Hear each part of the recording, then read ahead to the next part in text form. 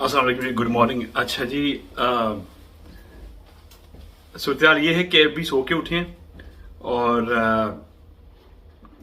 गाड़ी जो थी हमने कल एयरपोर्ट से ले ली थी, क्योंकि एयरपोर्ट से ये जो शहर है तोरिस द विद्रा, पता नहीं अब से प्रोनाउंस कर रहा हूँ या नहीं कर रहा हूँ, बट ये छोटा सा शहर है, लेस्बन से तकरीबन 1 घंटे की ड्राइव है।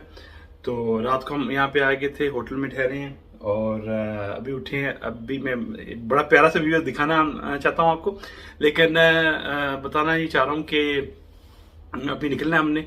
यहाँ पे एक लेडी है, उनको उठाना है जो यहाँ की हैं, जिनके घर पे एड्रेस रजिस्टर किया हुआ है। तो उनसे एक पेपर लेना होता है, एक मुझे नहीं अब नाम नहीं आ रहा वो क्या नाम है उसका, लेकिन एक पेपर होता है जो यहाँ पे लोकल जो अथॉरिटी होती है उनसे जाके उस पर स्टैम्प लगवानी होती है।